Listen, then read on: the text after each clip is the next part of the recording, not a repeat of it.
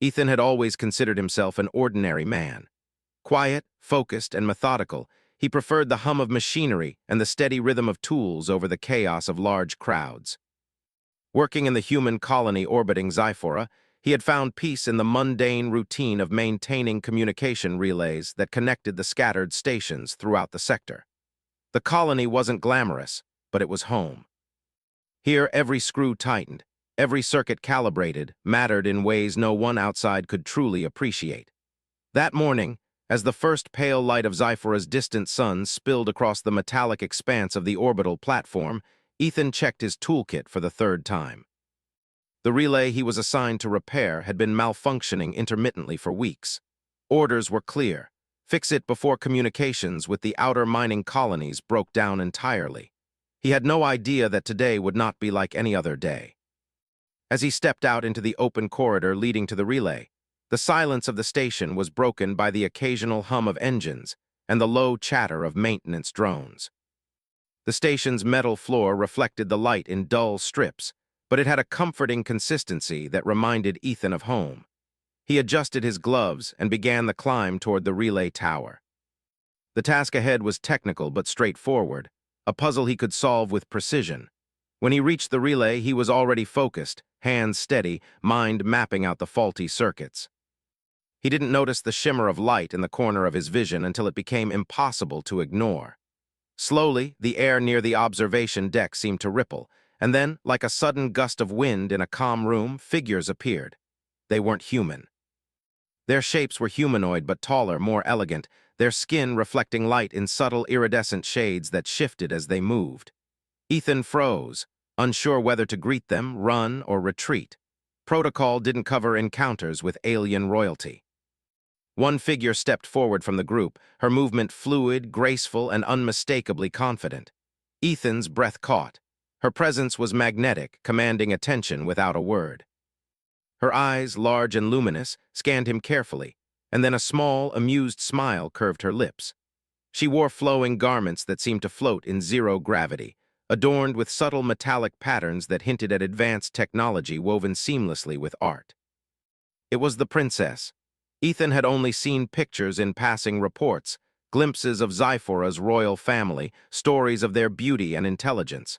But he had never expected to meet her, especially not while he was repairing a relay. "Stay calm," he muttered under his breath, even though he wasn't sure if he was speaking to himself or preparing to respond. The princess moved closer. Her entourage watched silently, their expressions unreadable. Ethan realized that the group consisted of guards, advisors, and other courtiers, each one maintaining an air of poised detachment. They were observing him, as if he were a specimen under careful study. Ethan straightened, wiping a bead of sweat from his brow, though it wasn't clear whether the heat came from exertion or nerves. He resumed his work, trying to focus on the circuits, the wires, the relay panels that now felt strangely mundane compared to the alien royalty standing behind him. His hands worked methodically, tightening screws, checking connections, adjusting calibrations. The princess leaned slightly closer, her voice soft yet carrying across the small distance. "You work with confidence," she said in perfect human melodic tones. There was no trace of mockery, only observation and curiosity. Ethan's heart pounded.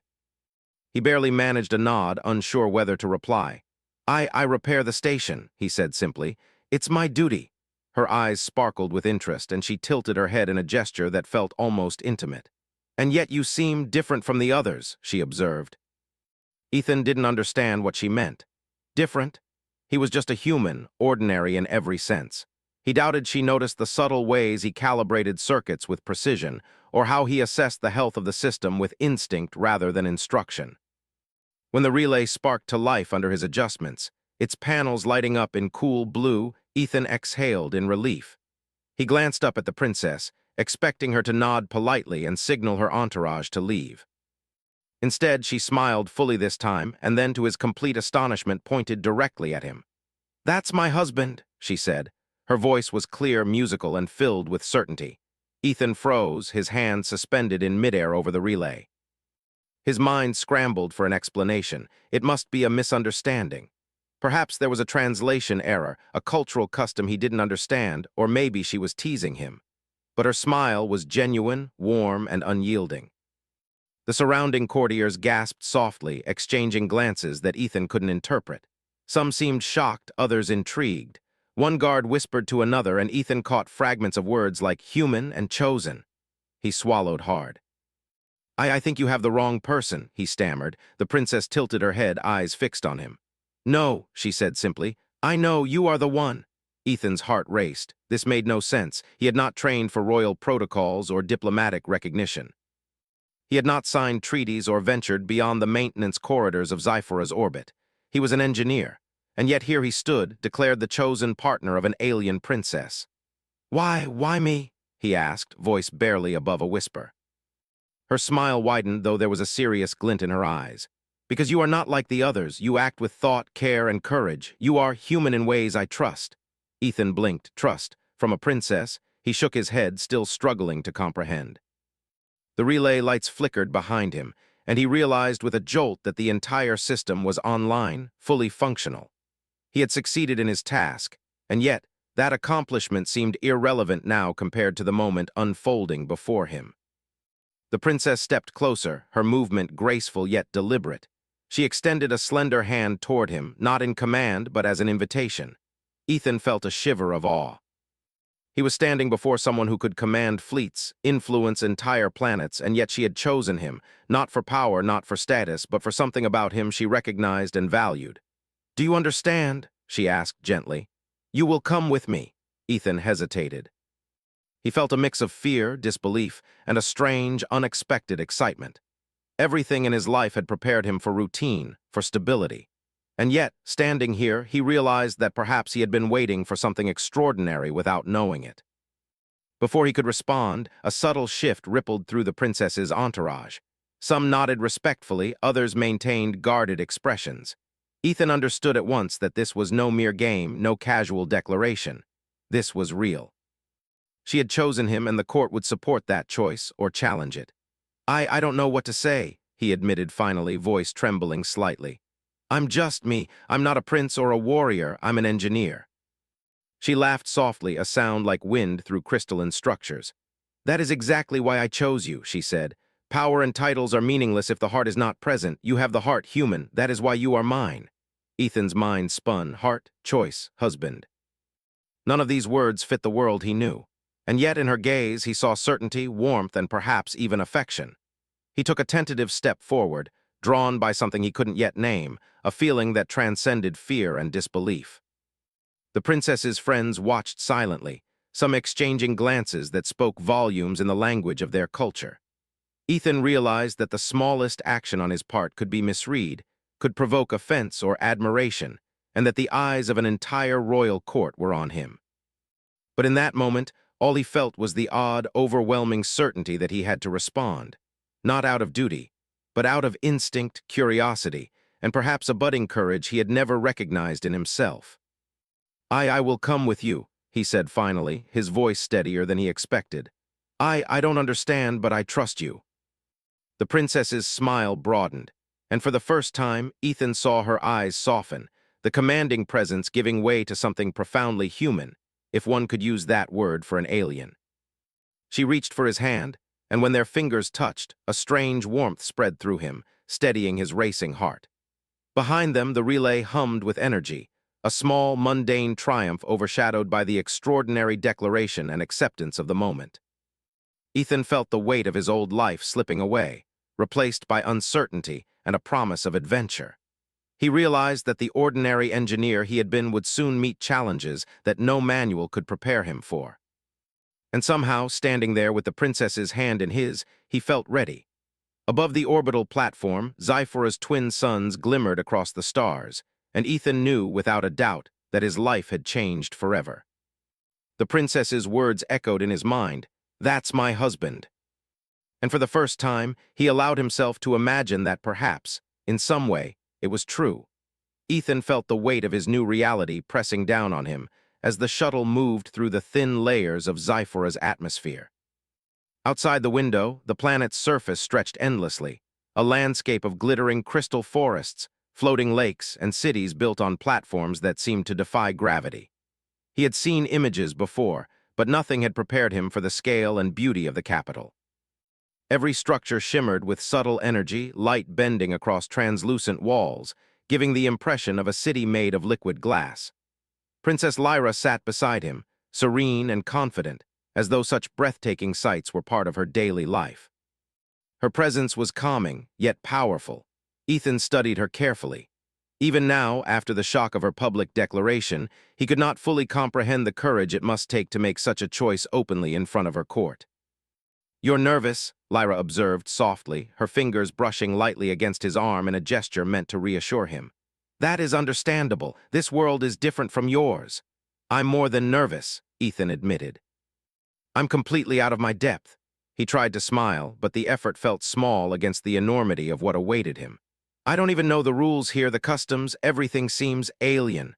Lyra smiled, a gentle tilt of her lips that made Ethan's heart beat faster. "Then you will learn. You have courage, and that is rare. Courage combined with honesty will guide you better than any custom." Ethan nodded, though uncertainty still clung to him like a second skin. He had been an engineer, used to systems, protocols, and predictable outcomes. Zyphora's royal court, he realized, was anything but predictable. The shuttle descended toward the capital, gliding effortlessly above a series of floating terraces that led to the royal palace. Ethan could see courtiers in flowing garments moving with purpose along walkways, guards patrolling in formation, and machines hovering silently, attending to the needs of the city. The air shimmered with energy, and Ethan felt a faint tingling in his skin, a sensation that told him the city itself was alive with advanced technology, blending seamlessly with nature in a way humans had never achieved. Upon landing, Lyra guided him through the main entrance of the palace. High vaulted ceilings arched above them, carved with intricate patterns that seemed to shift subtly as they walked. The floors reflected light in soft, prismatic hues, casting colors across Ethan's face. Everywhere he looked, there were beings of varying shapes and sizes, each moving with a purpose that spoke of experience, intelligence, and discipline.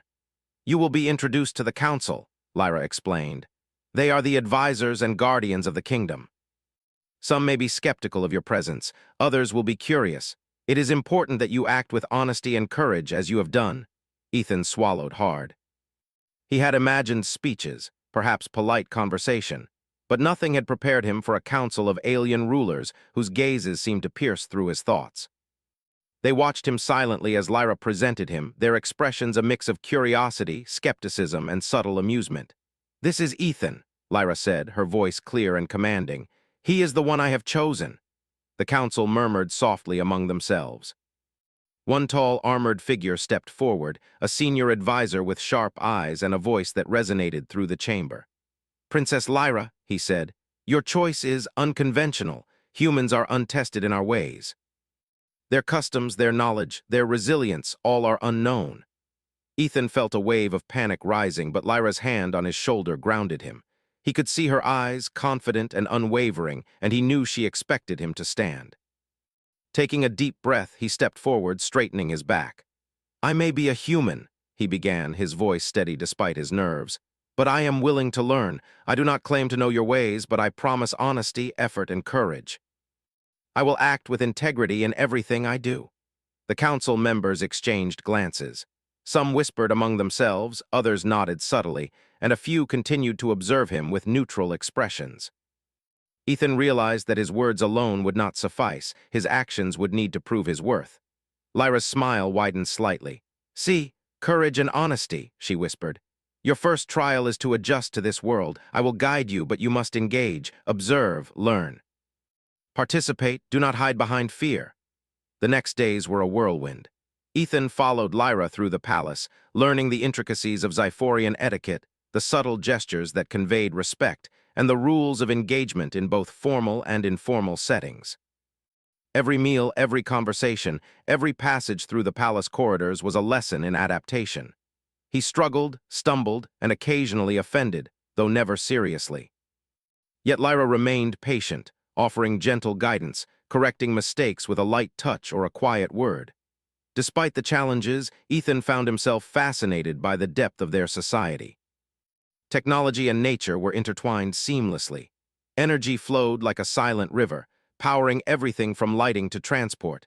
while crystal gardens floated in midair, nourished by fields of energy that bent gravity itself. He observed courtiers negotiating with careful precision, their words measured and meaningful. He learned to read subtle shifts in expression and posture, understanding that communication here was layered, both spoken and unspoken. Through it all, Lyra remained by his side. She introduced him to advisors, friends, and even skeptics. Each interaction carefully managed to allow Ethan to experience Zyphoria fully without being overwhelmed. In private moments, they walked through the palace gardens, suspended terraces where crystalline waterfalls cascaded silently into the void below. Here, away from prying eyes, Ethan asked questions freely, sometimes about customs, sometimes about Lyra herself. "Why did you choose me?" he asked one evening as they watched a double moon rise over the horizon. The light reflected in the crystal waters, casting patterns across Lyra's face. Lyra considered him, her expression thoughtful. "I chose you because you are human, and humans have something rare," she said. "You have heart. You act with intention, not for power, not for recognition. You do not seek to control or dominate, yet you have the capacity to protect, to build, and to inspire. That is why I chose you." Ethan felt a warmth spread through him, a sense of purpose he had never known before. He realized that in this world, where strength, intelligence, and beauty were common, courage and integrity were rarer than any material treasure. As the days passed, challenges increased. A faction within the palace, skeptical of a human in the royal inner circle, began subtle attempts to undermine him. One evening, Ethan was nearly caught in a carefully arranged trap designed to humiliate him in front of influential courtiers. Yet, relying on his calm thinking, observation, and quick improvisation, he avoided disaster. He rerouted a malfunctioning energy panel, which not only neutralized the trap, but also highlighted his skill and adaptability. The incident spread quickly among the palace, and Ethan's reputation began to grow. Skeptics began to whisper not just about his presence, but about his potential. They noted his ingenuity, his courage in the face of uncertainty, and most importantly, his loyalty to Lyra. Even those who had doubted the wisdom of her choice began to see a human capable of contributing meaningfully to their world. Lyra watched these events with quiet satisfaction. She saw the subtle ways in which he earned respect without arrogance, how he navigated political tension without losing his humanity. She smiled at him privately, proud of his growth and the bond forming between them.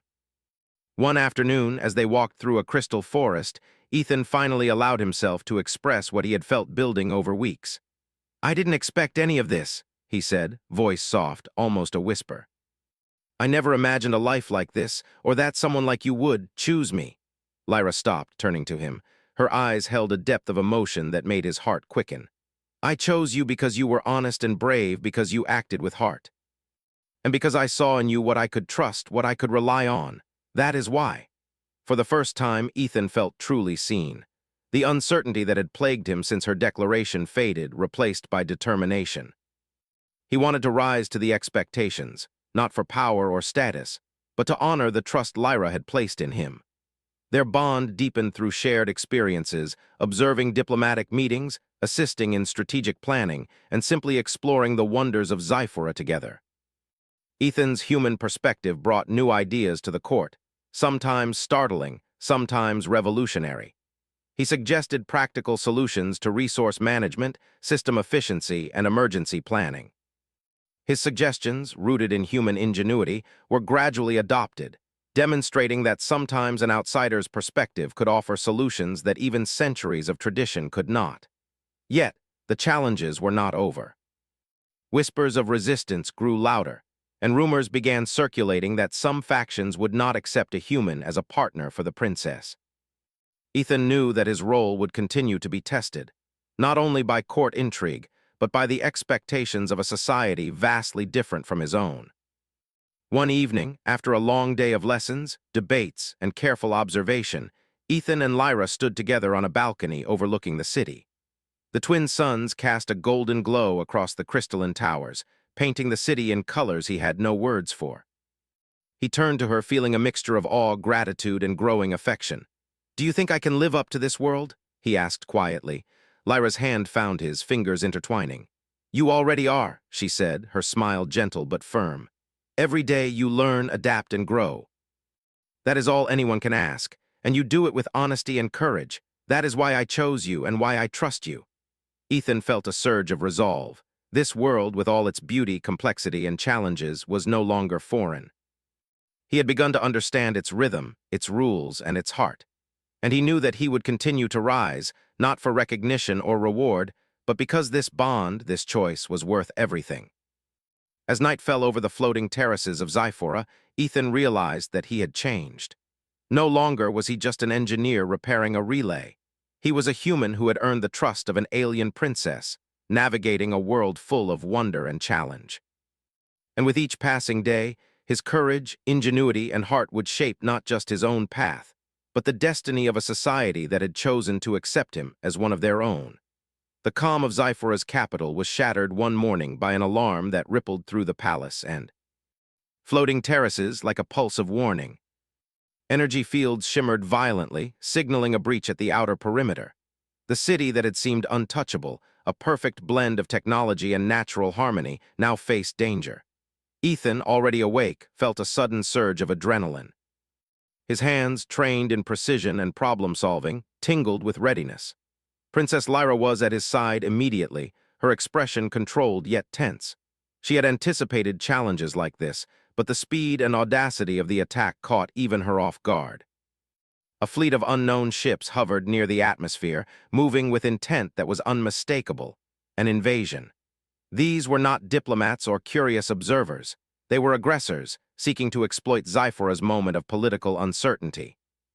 "Ethan," Lyra said, her voice firm but calm, "you need to follow me. Now, this is not a time for hesitation." Ethan nodded, his mind already racing. In the past weeks, he had learned about Zyphoria's defenses, the energy shields, the automated drones, and the strategic relay networks. But knowledge alone was not enough. He needed to act decisively, combining his human intuition with their alien technology. As they moved through the corridors of the palace, courtiers and guards scrambled into positions, their movements precise, coordinated. Ethan followed Lyra into the central command chamber, a vast space filled with consoles that pulsed with information. Holographic maps displayed the approaching fleet in real time, and energy readings fluctuated with every passing second. "The invaders are equipped with interference devices," one advisor noted. "They are attempting to bypass our shields and disable key systems." Ethan stepped forward, scanning the readouts.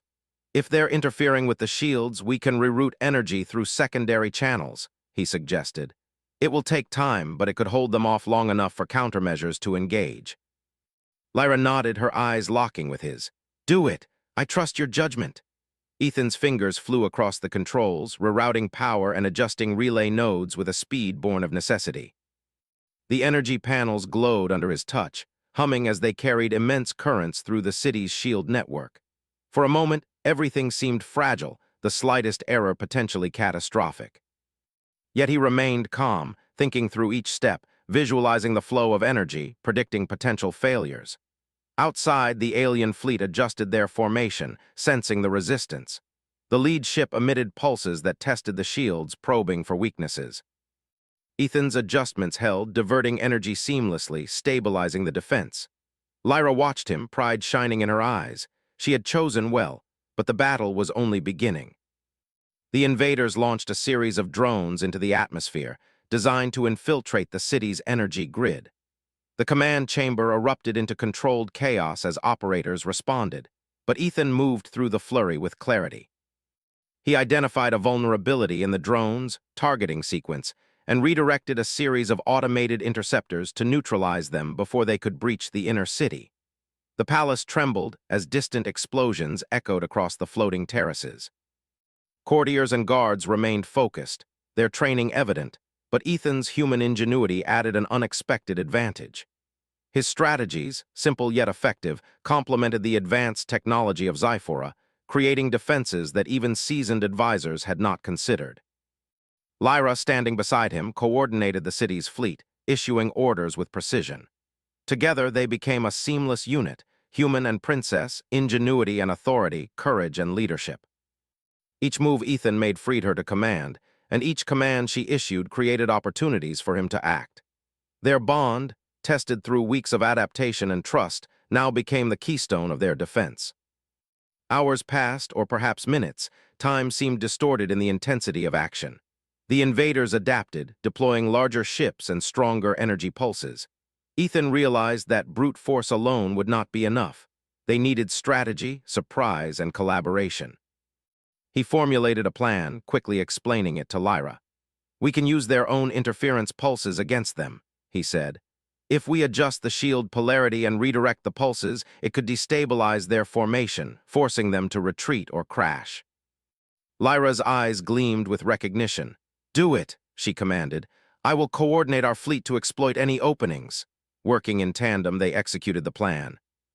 Ethan adjusted the shield nodes with care, guiding energy to precise points, while Lyra issued rapid orders to the fleet, directing ships to capitalize on the invaders' temporary confusion. One by one, enemy ships faltered, their formations breaking apart as the redirected energy pulses disrupted their systems. It was not a total victory, but it was enough to repel the initial assault. The invaders, recognizing the unexpected resilience of Zyphora's defenses and the remarkable coordination between human and princess, began a slow retreat. Cheers echoed through the command chamber, though Ethan barely noticed. He was still analyzing, still predicting, still preparing for the next wave. Lyra turned to him, her expression a mixture of relief and admiration. "You did this," she said softly. "Without your insight, we might not have held them off." Ethan shook his head, brushing a bead of sweat from his brow. "We did this. Together. Your leadership, my perspective, it worked because we coordinated." She smiled, reaching for his hand. The touch was grounding, reminding him that amidst the chaos, there was trust, connection, and a shared purpose. For the first time, Ethan truly felt that he belonged, not just as an observer, but as a vital part of something larger than himself. The following days were tense. The invaders were not defeated, merely delayed. Ethan continued to learn, adapting rapidly to Zyphoria's technology and tactics, while Lyra navigated the political and diplomatic aftermath. The court, once skeptical of a human among them, now watched Ethan with cautious respect. His actions in the defense had proven not only his courage, but his intelligence and adaptability. However, the human element was still new, and not everyone accepted his presence fully. Certain factions within the palace whispered that no human could truly understand or protect Zyphoria, that only one of their own could ever match the princess in vision and strategy. Ethan felt the weight of these opinions, but refused to let them deter him. He focused on action, on results, on proving through deeds what words could not convey. Lyra, ever perceptive, recognized the strain. She took him aside, guiding him to the floating gardens where the crystal trees shimmered in soft light, and the air carried a calm, refreshing energy. "Do not worry about whispers," she said. "The strength of your heart and mind is already proven. Let your actions continue to speak for themselves." Ethan looked at her, gratitude and affection welling in his chest.